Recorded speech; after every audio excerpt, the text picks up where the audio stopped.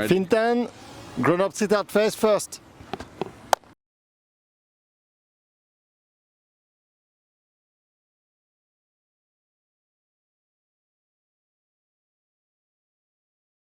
Cut one. Hi FINTAN, it's a pleasure to have you here. Hi, thanks for having me. Can you introduce yourself briefly? My name is FINTAN McGee. I'm a painter, muralist, artist from Australia. Where do you live in Australia? Brisbane, Okay. Brisbane, Australia. Yeah. So Yeah. what have you been painting? I've been painting. I mean, for me, I was from a creative family. My father was a sculptor. He was an artist and an art teacher, and my mum an architect. So I always grew up around art materials and started drawing from a really young age. And then I started writing graffiti when I was 13. And then that's when I started painting on walls, painting in public, and making larger scale works. So I don't know what that is in total, 20 years, 30 years, I don't know, yeah. And how was... I'm 38 now, so pretty much since I All could your walk, life, you know, yeah. yeah. Never stop. How Yeah. was the graffiti things coming to this family, artistic family? How it was? Did your parents knew that you were in the street, or? Yeah, they knew I was in the street. I don't know, they weren't very good at discipline, you know. I had like quite a free household. My parents weren't particularly strict, you know. So, you know, there's pros and cons of this. I had to figure out a lot of things myself, you know, growing up. But there was also a lot of freedom, you know. So, yeah, I was always in the street doing these things, and All right, that's nice. they couldn't really stop me. So, And say yeah. you will say you were pretty lucky to have this kind of education or being in this family. Yeah, I think so. Yeah. It sounds good from, Yeah.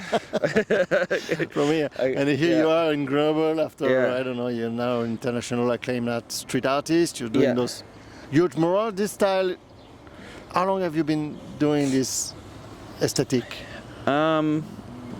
I like painting the figures behind glass. Yeah. This is something I started in the pandemic, you know. Yes. The work for me is really about like isolation and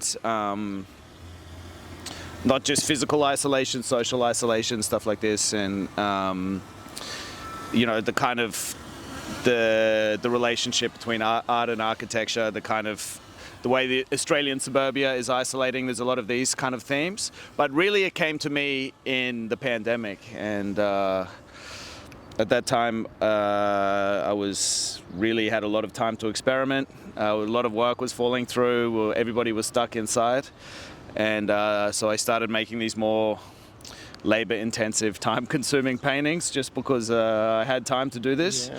Yeah. So it kind of, yeah, it comes out of that. So 2020, what's that, 4 years? Okay. 4 years I've been painting like this. Because it's Yeah, to answer your question. it's an amazing, amazing style, and Yeah. this kind of artwork, it works pretty good when it's on a huge mural that you can see from far away. Yeah. It looks amazing Thanks. from over there, you know. So that's Cheers, we're man. pretty lucky to yeah, have you it's here. it's nice. It's nice. I painted as a photorealist for many years.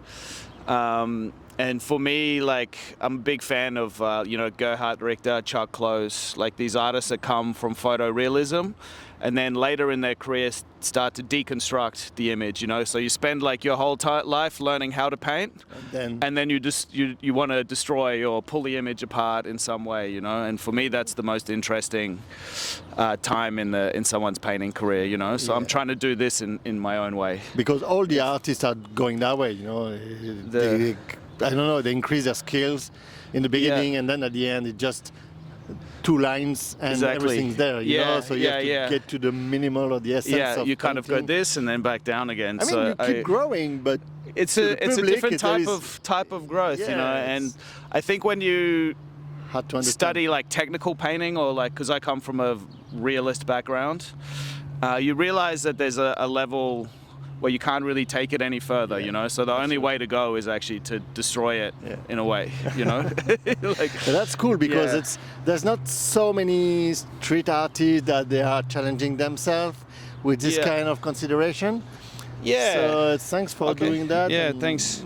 Just trying not to get bored, you know. And what's next? You know, do you know what you're gonna? You already work on a new direction?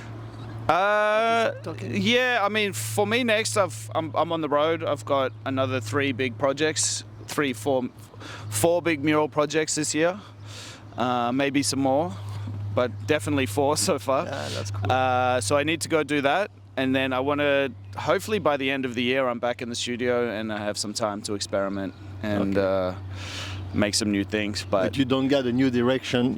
Well, already. you never quite know, you know. You have to leave this up to chance a little bit. So I have some ideas, and we'll see what works. Okay, yeah. excellent.